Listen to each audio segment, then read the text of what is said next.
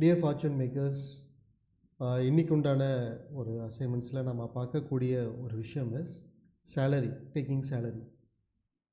பெரும்பாலான ஆந்திரப்ரனர்ஸ் வந்து சேலரியே எடுக்கிறது இல்லை, ரைட்? ஸோ ஆல்ரெடி நீங்கள் சேலரி எடுத்துகிட்டு இருக்கீங்க, அதில் வந்து உங்களுக்கு டிசிப்ளின்டாக ஃபாலோ பண்ணிகிட்ருக்கீங்க அப்படின்னா மேபி இந்த வீடியோ உங்களுக்கு வந்து ஹெல்ப்ஃபுல்லாக இல்லாமல் இருக்கலாம். நீங்கள் ஸ்கிப் பண்ணுறதுனா பண்ணிக்கலாம். ஓகே, நீங்கள் ஒருவேளை ஆல்ரெடி நீங்கள் சேலரி எடுக்கலை, மாதம் மாதம் ஃபிக்ஸ்டு சேலரி நீங்கள் எடுக்கலை அப்படின்னா இந்த வீடியோ உங்களுக்காக தான். பிஸ்னஸை வந்து நம்ம இம்ப்ரூவ் பண்ணணும்னு நினச்சோன்னா நம்ம ஸ்டார்டிங் பாயிண்ட்டே வந்து ஃபினான்ஷியல் டிசிப்ளின், பிஸ்னஸில் இருக்கிற ஃபினான்ஷியல் டிசிப்ளின். ஒவ்வொரு பர்சனும் கண்டிப்பாக, அதாவது பிஸ்னஸ்மேன் கண்டிப்பாக சேலரி எடுத்தே ஆகணும். ஏன்னா ஒரு பிஸ்னஸ்மேன் வந்து, ஒரு பிஸ்னஸ் ஓனர் வந்து first employee of the business. அவர் தான் ஃபஸ்ட்டு எம்ப்ளாயி. ஃபஸ்ட்டு எம்ப்ளாயிக்கே நீங்கள் வந்து ஒரு சேலரி கொடுக்க மாட்டிங்களா? சேலரி கொடுத்து தானே ஆகணும். சில சமயம் வந்து வருமானம் அல்லது டேர்ன் ஓவர் வந்து ரெவென்யூ கம்மியாக இருக்கிற மாதிரி இருக்கும். அப்போ என்ன பண்ணுவோம், சரி இந்த தடவை கம்மியாக தானே இருந்துச்சு, அதனால் நம்ம கம்மியாக எடுத்துக்கலாம் எடுத்துக்கிறதுக்கு நிறைய பேர் அந்த மாதிரி தான் ஃப்ளெக்சிபிளாக இருப்பாங்க. இது வந்து ஒரு ஃப்ளெக்சிபிலிட்டி கிடையாது, இது வந்து மிஸ்யூஸிங். இது எப்படி சார் மிஸ்யூஸ்னு சொல்லுவீங்க அப்படின்னு கேட்டால், ஃபார் எக்ஸாம்பிள் ஒரு ஸ்டாஃப் நீங்கள் வச்சுருக்கீங்க, அந்த ஸ்டாஃபுக்கு ஒரு 30,000 சேலரின்னு நீங்கள் செட் பண்ணியிருக்கீங்கன்னு வச்சுக்கோங்க. ஒரு 30,000 சேலரி நீங்கள் கொடுக்கணும். அந்த மாதம் உங்களுக்கு வருமானம் கம்மியாக இருந்துச்சு, அப்போ 30,000 சேலரி அவருக்கு கொடுக்க முடியல. இப்போ என்ன பண்ணுவீங்க? வெளியே அரேஞ்ச் பண்ணினாச்சும் அவருக்கு கொடுத்து தான் ஆவீங்க. ஏன்னா அவருக்கு சம்பளம் கொடுக்கலன்னா அவர் அங்கே இருக்க மாட்டார், ரைட்? அவர்கிட்ட வேலை வாங்க முடியாது, அல்லது அவரை வந்து அங்கேருந்து கிளம்பிடுவார். அப்போ அதுக்காகனாச்சும் அவருக்கு நம்ம சம்பளம் கொடுத்தே தான் ஆகணும். அதுக்காக அரேஞ்ச் பண்ணினாச்சும் நம்ம கொடுத்துருவோம். அப்போ எந்த விதத்தில் ஒரு பிஸ்னஸ் ஓனர் குறைஞ்சிட்டார்? அவருக்கு ஒரு ஃபிக்ஸ்டு சேலரிங்கிறது நம்ம கொடுத்து தானே ஆகணும். ஒரு பிஸ்னஸ்க்குள்ளே ஒர்க் பண்ணுற ஒருத்தருக்கே நம்ம சம்பளம் கொடுக்கணும் அப்படின்னா, பிஸ்னஸ்க்காக ஒர்க் பண்ணுற ஒரு பர்சன் ஒரு பிஸ்னஸ் ஓனர், அப்போ அவருக்கு சேலரி கொடுக்கணும் தானே. பிஸ்னஸுக்குன்னு ஒரு வைப்ரேஷன் இருக்குது. அந்த வைப்ரேஷன் வந்து நம்ம பிஸ்னஸோட வளர்ச்சிக்காக ஒர்க் பண்ணும்போது அந்த வைப்ரேஷன் நமக்கு நல்லா சாதகமாக இருக்கும். நமக்கு ஒவ்வொரு விஷயமும் நமக்கு தகுந்த மாதிரி நடக்கிற மாதிரி நமக்கு தெரியும். நம்ம பிஸ்னஸ்லேருந்து அவேவாக போகிறோம் அப்படிங்கிற மாதிரி இருந்துச்சுன்னா அந்த வைப்ரேஷன் வந்து அதுக்கு பிடிக்காது. அப்போ வந்து ஏதாச்சும் ஒரு வகையில் அது ட்ரபிள் கொடுத்துக்கிட்டே இருக்கும். பெரும்பாலான மக்கள் வந்து பிஸ்னஸில் ஃபயர் ஃபைட்டிங்கில் இருப்பாங்க. ஒரு இடம் பற்றிக்கும், அதை அணைக்கிறதுக்குள்ளே இன்னொரு இடம் பற்றிக்கும், அது அணைக்கிறதுக்குள்ளே இன்னொரு இடம் பற்றிக்கும். இந்த மாதிரி எப்போ பார்த்தாலும் ஃபயர் ஃபைட்டிங்லேயே இருப்பாங்க. அப்படி ஃபயர் ஃபைட்டிங்லேயே இருக்காங்க அப்படின்னா, எல்லா இடத்துலையுமே பிரச்சனையாகவே இருக்குன்னா அந்த வைப்ரேஷன் சரியாக பண்ணலை அப்படிங்கிற மாதிரி இருக்கலாம்.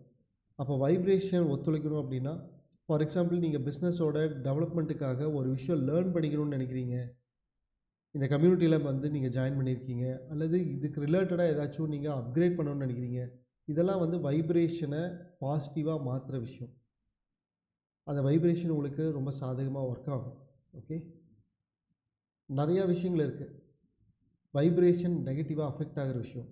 அது வந்து என்னென்னா, உங்களுக்கு எப்பப்போ பணம் தேவையோ அப்போல்லாம் வந்து பிஸ்னஸில் இருந்து காசு எடுத்தால் அது வந்து ரொம்ப ஸ்ட்ராங்காக சொல்லணும் அப்படின்னா, ஆக்சுவலாக இது ஸ்ட்ராங்கு கிடையாது, இதுதான் நிதர்சன உண்மை. என்னென்னா, ஒரு பிஸ்னஸ் ஓனர் எப்போல்லாம் வேணுமோ அப்போல்லாம் கல்லால் கைவிட்டு காசு எடுக்கிறாரு அப்படின்னா அந்த பிஸ்னஸ் ஓனர் சொந்த பாக்கெட்லேருந்து திருடுறதா தான் அர்த்தம். இதை கேட்குறதுக்கு சங்கடமாக இருக்கலாம், மேபி சொன்னதுனால என் மேலே கோபம் வரலாம். என்னோடய இன்டென்ஷன் யாரையுமே வேதனைப்படுத்துறது இல்லை, உங்கள் பிஸ்னஸோட ஃபண்டமெண்டலை ஃபிக்ஸ் பண்ணணுங்கிறது தான். ஸோ நிஜமான ஒரு விஷயம் என்னென்னா, ஆக்சுவலாக பிஸ்னஸ்லேருந்து ப்ராஃபிட்டே எடுக்கக்கூடாதுன்னா, ப்ராஃபிட் எடுக்கிறது வேறு, பீரியாடிக்கலாக ப்ராஃபிட் எடுக்கிறதுங்கிறது வேறு.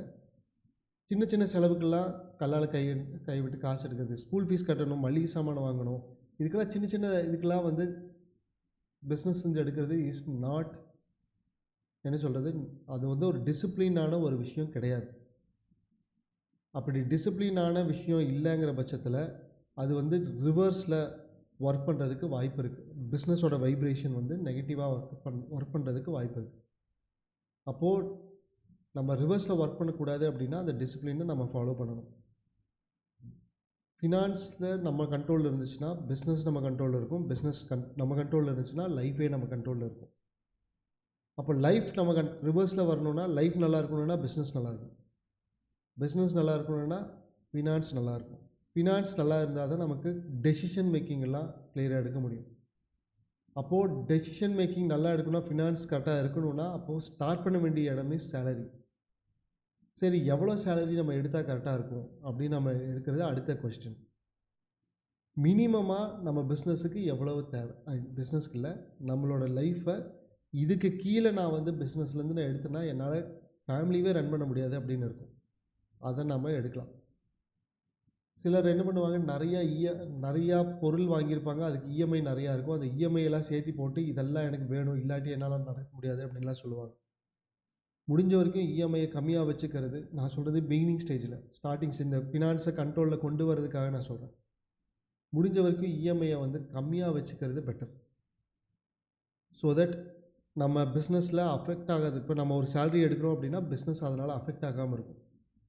நம்ம இஎம்ஐ அதிகமாக வச்சுருந்தோம் அப்படின்னா நம்ம காசு நிறையா தேவைப்படும், நிறையா தேவைப்பட்டுச்சுன்னா பிஸ்னஸுக்கு இவ்வளோ சேலரி கொடுக்கறதுக்கு பொசிஷனே இருக்காது. பட் ஸ்டில் எனக்கு இது கம்மியாக எடுக்க முடியாதுங்கிறதுனால அது எடுக்கிற மாதிரி இருக்கும்.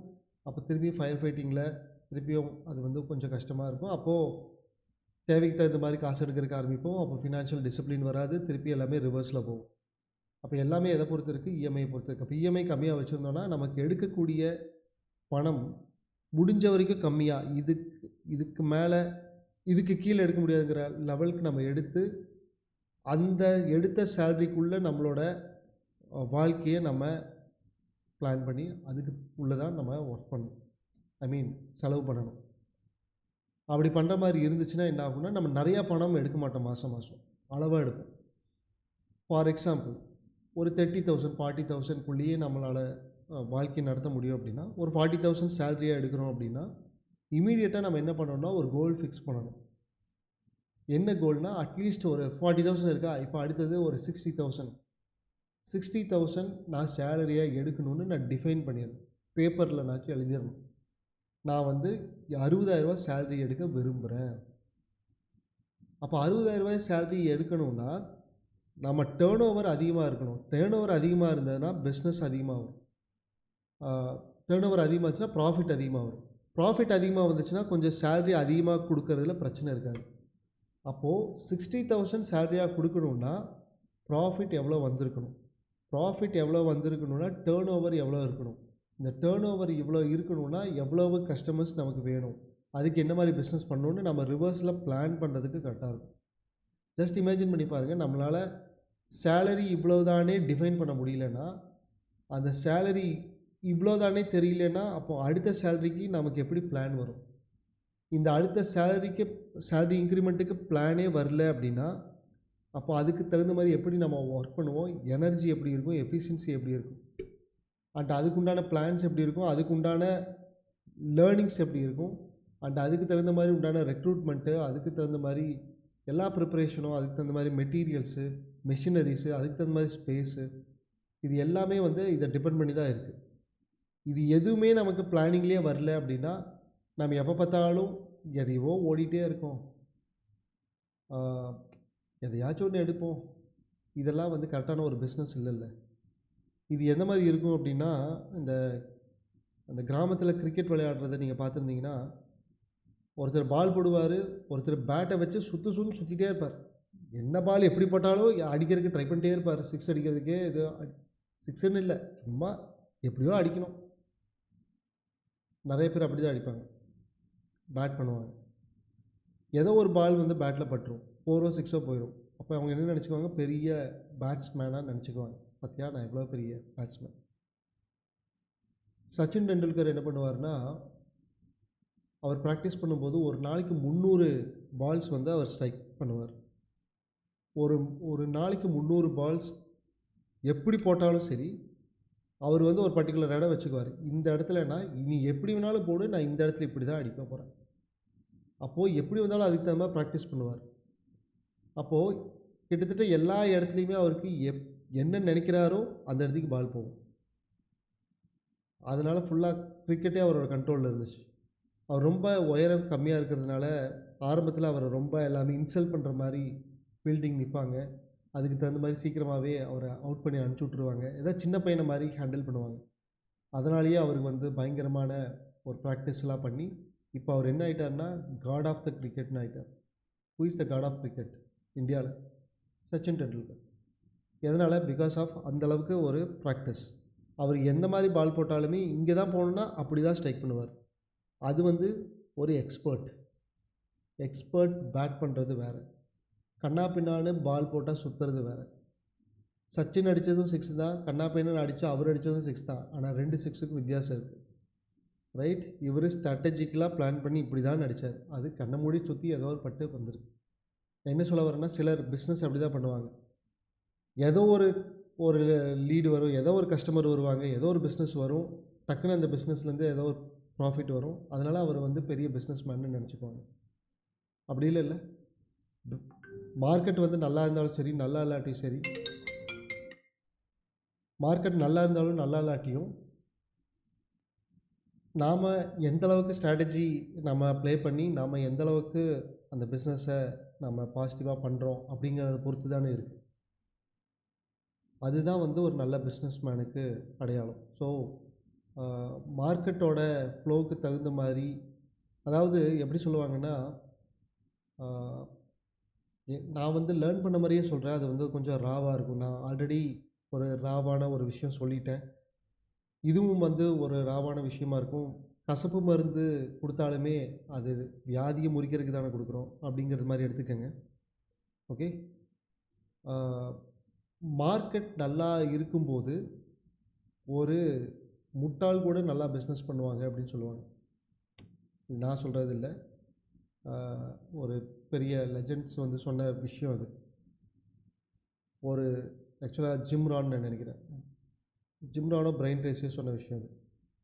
ஒரு மார்க்கெட் நல்லா இருக்கும்போது முட்டாள் கூட நல்லா பண்ணுவாங்க. ஆனால் மார்க்கெட்டில் பிரச்சனை இருக்கும்போது தான் ஒரு திறமைசாலினால் தான் பிஸ்னஸ் பண்ண முடியும் அப்படின்னு சொல்லுவாங்க. எப்போயுமே மார்க்கெட்டு எப்போயுமே நல்லா இருக்குன்னு சொல்ல முடியாது. சில பாசிட்டிவாக இருக்கும், சில நெகட்டிவாக இருக்கும் பிஸ்னஸோட என்விரான்மெண்ட். அப்போது கம்மியாக இருக்கும்போது கூட என்னால் பிஸ்னஸ் நல்லா பண்ண முடியுங்கிறதுக்கு, அதாவது மார்க்கெட் நல்லா இல்லாத போது கூட என்னால் நல்லா பிஸ்னஸ் பண்ண முடியும்னா அதுக்கு தகுந்த மாதிரி உண்டான ஸ்ட்ராட்டஜி, அதுக்கு தகுந்த மாதிரி நான் வந்து என்னோடய வேல்யூவை நான் இம்ப்ரூவ் பண்ணியிருக்கேன். அப்படிங்கிற பட்சத்தில் யாருனாலையுமே நல்லா பிஸ்னஸ் பண்ண முடியும் தானே, ரைட்? அப்போது பிஸ்னஸை வந்து இப்படி தான் பண்ணணுங்கிறதுக்கு தகுந்த மாதிரி தான் நம்ம பண்ணணும். அப்போது அதுக்கு எல்லாத்துக்குமே அடிப்படையாக இருக்கிறது வந்து இந்த சேலரி எடுக்கிறது. நான் வந்து திரும்பவும் ரிமைண்ட் பண்ண விரும்புகிறேன், சேலரியே எடுக்கலைன்னா பிளானிங்கே சரியாக வராது. சேலரி எடுக்கிறதுக்கு ஆரம்பித்தா தான் இந்த சேலரி எனக்கு பத்தலை, இன்க்ரீஸ் பண்ணணுன்னா என்ன பண்ணணுன்னு அடுத்தது நம்ம பண்ண போகிறோம். ஓகே. ஒருவேளை நீங்கள் வந்து இப்போது 40,000 எடுத்த ஒரு பர்சன் டேர்ன் ஓவர் இன்க்ரீஸ் பண்ணி ப்ராஃபிட் இன்க்ரீஸ் பண்ணதுனால நீங்கள் இப்போ 60,000 எடுக்கிறதா டிசைட் பண்ணிட்டீங்கன்னு வச்சுக்குவோம். இப்போ நீங்கள் 60,000 எடுத்தால் கூட அடுத்த இப்போ சேலரி இன்க்ரிமெண்ட் எவ்வளவுன்னு நீங்கள் பிளான் போடணும். இப்போ 60,000 வந்துருச்சுன்னா அடுத்தது வந்து ஃபார் எக்ஸாம்பிள் ஒரு 80,000 அல்லது 1,00,000க்கு நம்ம பிளான் பண்ணணும். 1,00,000 நம்ம சேலரி எடுக்கணும்னா அப்போ அதுக்கு டேர்ன் ஓவர் எவ்வளோ வரணும், ப்ராஃபிட் எந்த மாதிரி வந்துச்சுன்னா நான் 1,00,000க்கு இன்க்ரீஸ் பண்ண முடியும் அப்படிங்கிறதுக்கு நீங்கள் ஒர்க் பண்ணணும். இப்போ நீங்கள் கேட்கலாம், எனக்கு வந்து ரெக்குவயர்மெண்ட்டே 40,000 தான், அது 60,000 இருந்துச்சுன்னா எனக்கு கொஞ்சம் பெட்டராக என்னால் ஃபேமிலி ரன் பண்ண முடியும், அப்புறம் நான் ஏன் 1,00,000க்கு இன்க்ரீஸ் பண்ணணும் அப்படின்னு கேட்டிங்கன்னா, அந்த 1,00,000க்கு நீங்கள் டேர்ன் ஓவர் இன்க்ரீஸ் பண்ணி ப்ராஃபிட் இன்க்ரீஸ் பண்ணி 1,00,000 நீங்கள் சேலரி எடுத்ததுக்கப்புறம் அந்த மிச்சம் இருக்கிற 40,000 இருக்கும் இல்லையா, அது உங்களோட பர்சனல் சேவிங்ஸில், பர்சனல் அசெட் க்ரியேஷன்ஸில் எந்த மாதிரி வேணாலும் நீங்கள் யூஸ் பண்ணலாம். ஆனால் பீரியாடிக்கலாக உங்களோட சேலரியை நீங்கள் இன்க்ரீஸ் பண்ணிகிட்டே இருக்கணும். அப்போ தான் அதுக்கு தகுந்த மாதிரி உண்டான பிளான்ஸ் வந்து நம்ம ப்ராசஸ் பண்ண முடியும். Okay. So salary is very very important. பொதுவாக வந்து சேலரி எடுக்கிறது வந்து சேலரி எடுக்கிறத பற்றி பேசும்போது என்ன சொல்லுவாங்கன்னா, பிஸ்னஸ் ஓனர் பிஸ்னஸ்க்குள்ளே ஒர்க் பண்ணக்கூடாது, பிஸ்னஸ்க்காக தான் ஒர்க் பண்ணணும். கரெக்டு தானே? ஷார்ட் டேர்மில் இல்லை, லாங் டேர்மில் அட்லீஸ்ட். ஒரு பிஸ்னஸ் ஓனர் வந்து பிஸ்னஸ்க்காக ஒர்க் பண்ணுறாருன்னு வச்சுக்கோங்களேன், அவர் சேலரி எடுக்கணும். ஆனால் இப்போது வந்து ரிவர்ஸில் இருக்கும். பிஸ்னஸ் பர்சன் உள்ளே இருப்பார், பிஸ்னஸ்க்குள்ளே இருப்பார், சேலரியே எடுக்க மாட்டார். ரெண்டுலேயுமே ப்ராப்ளம். பிஸ்னஸ் ஓனர் பிஸ்னஸ்க்குள்ளேயே இருக்கக்கூடாது, பிஸ்னஸ்க்காக வெளியே தான் இருக்கணும், லேர்னிங் பிளானிங் அண்டு எக்ஸ்பேண்டிங்காக ஒர்க் பண்ணணும், அண்ட் சேலரி எடுக்கணும். ரெண்டுமே கரெக்ஷன் பண்ணணும். இப்படி ரெண்டுமே கரெக்ஷன் பண்ணுறது ஓவர் நைட்டில் இம்மீடியட்டாக பண்ண முடியாட்டியும் பரவாயில்ல, இப்போ இருந்து ஒர்க் பண்ணி கொஞ்சம் கொஞ்சமாக இது இம்ப்ளிமெண்ட் பண்ணியே ஆகணும். எனக்கு தெரிஞ்ச சேலரி எடுக்கிறத இம்மீடியட்டாக பண்ணுறது பெட்டர். முதல் கோணல் முற்றிலும் கோணல்னு சொல்லுவாங்க இல்லையா, அதே மாதிரி நம்ம பிஸ்னஸில் இம்ப்ரூவ்மெண்ட்டுக்காக வரோம் அப்படின்னா அதில் ஸ்டார்டிங் பாயிண்ட் இருக்கும். அதுவே நம்ம சரியாக பண்ணலைன்னா மற்ற எல்லாமே கரெக்டாக வரும்னு சொல்ல முடியாது இல்லையா. அப்போ ஃபஸ்ட்டு ஸ்டார்டிங் பாயிண்ட்டே வந்து சேலரி எடுக்கிறது. நான் திரும்ப சொல்கிறேன், இது வந்து ஆப்ஷனல் கிடையாது, இது வந்து மேண்டட்டரி. ஒவ்வொரு மாதமும் சேலரி, ஃபிக்ஸ்டு சேலரி ஓனர் எடுத்துக்கணும். அதுக்குள்ளே தான் அவங்க பிஸ்னஸை ரன் பண்ணணும். ஓகே. சிலர் வந்து ப்ராஃபிட் இஸ் ஈக்குவல் டு சேலரின்னு வச்சுக்குவாங்க. ஒவ்வொரு மாதமும் எவ்வளோலாம் ப்ராஃபிட் வருதோ அது அத்தனையுமே சேலரின்னு எடுத்துக்குவாங்க. சம்பளம்லாம் கொடுத்தது போக எவ்வளோ நிற்கிதோ அது எல்லாத்தையும் எடுத்துக்குவாங்க. ஏன்னா சிலர் எப்போவுமே நமக்கு பத்தாத காசாக தான் இருக்கும் இல்லையா. ஏன்னா நமக்கு எவ்வளோ வருமானம் வருதோ அதை விட அதிகமாக செலவு, எப்போவுமே நம்ம அதுக்கு தகுந்த மாதிரி ரெடி ஆகிக்குவோம். ஒரு 40,000 சேலரி எடுக்கணும்னா அதுக்கு தகுந்த மாதிரி லைஃப் ஸ்டைல் இருக்கும். 4 லட்ச ரூபா சேலரி எடுக்கிறவங்களுக்கு அதுக்கு தகுந்த மாதிரி லைஃப் ஸ்டைல் இருக்கும். ஆக மொத்தத்தில் எப்போவுமே பத்தாத காசாகவே இருக்கும். பத்தாத காசுக்கு தானே மரியாதைன்னு சொல்லுவாங்க இல்லையா. ஓகே. ஸோ நம்ம வந்து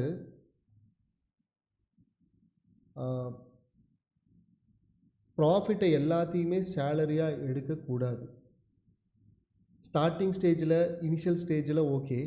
பட் போக போக நம்ம ப்ராக்டிஸ் பண்ண வேண்டியது, சேலரி இவ்வளோ தான் நம்ம எடுத்து வச்சிட்டோன்னா, இவ்வளோ தான் நான் எடுக்க போகிறேன்னு இருந்துச்சுன்னா, நம்ம பிஸ்னஸில் வர ப்ராஃபிட் அதிகமாக இருக்கலாம். நான் பேசுகிறது நெட் ப்ராஃபிட். எல்லா சேலரி, இஎம்ஐ, அதுக்கப்புறம் இபி பில் எல்லாம் கட்டினது போக ப்ராஃபிட்னு இருக்கும் இல்லையா, அதுக்கு பேர் net profit.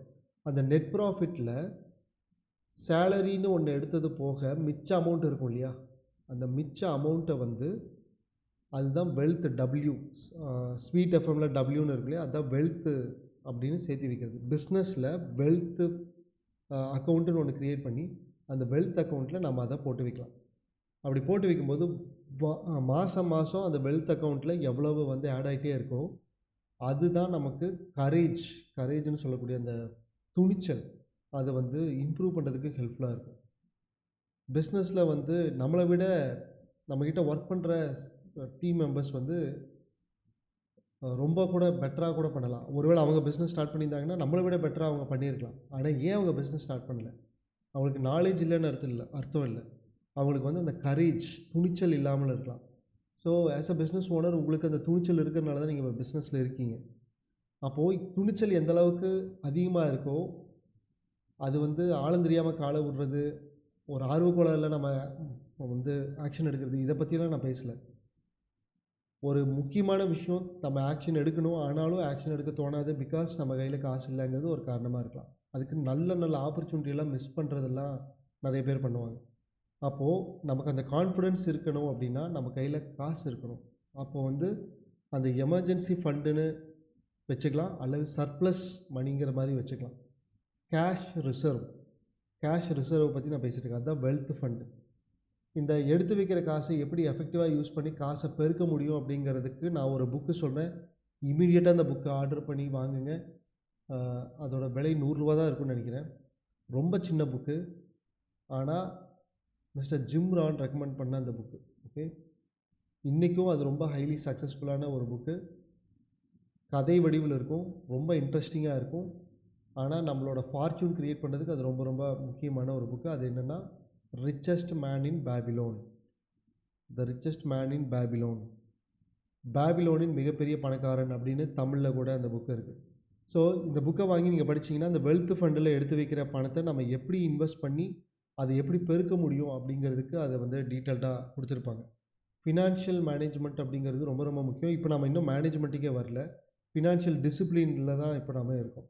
Financial discipline is very very important. So நம்ம இம்மீடியட்டாக இன்றைக்கி நம்ம பண்ணக்கூடிய அசைன்மெண்ட் என்னென்னா, நம்ம எந்த அளவுக்கு எவ்வளோ சேலரி எடுத்தால் நல்லா இருக்குங்கிறத ஒர்க் அவுட் பண்ணி இன்றைக்கி நீங்கள் ஃபிக்ஸ் பண்ணி வைங்க. முடிஞ்ச வரைக்கும் இந்த மாதமே நீங்கள் வந்து சேலரி எடுக்கிறதுக்கு ஸ்டார்ட் பண்ணுங்கள். ஒருவேளை நீங்கள் இன்னும் சேலரி எடுக்கிறதுக்கு ஆரம்பிக்கலைன்னா இமீடியட்டாக ஸ்டார்ட் பண்ணுங்கள். அண்டு யார் ஒருத்தர் ஃபினான்ஸில் அதாவது பிஸ்னஸில் சேல்ரி எடுக்கிறதுக்கு இன்னும் டிசைடு பண்ணலை, சேல்ரியை நான் எடுக்கலை, இல்லை அப்புறம் எடுத்துக்கலாம் அப்புறம் அப்படின்னு பார்க்குறேன் அப்படின்னா, இனிமேல் வரக்கூடிய எதுவுமே ஹைலி எஃபெக்டிவாக இருக்கும்னு என்னால் கேரண்டியாக கொடுக்க முடியாது. ஏன்னா இனிமேல் வர அசைன்மெண்ட்ஸ் எல்லாமே ஃபினான்ஸை பேஸ் பண்ணி இருக்கிற மாதிரி இருக்கும். Okay, so financial discipline is very very important. And உங்களோட கருத்துக்களை குரூப்பில் ஷேர் பண்ணுங்கள்.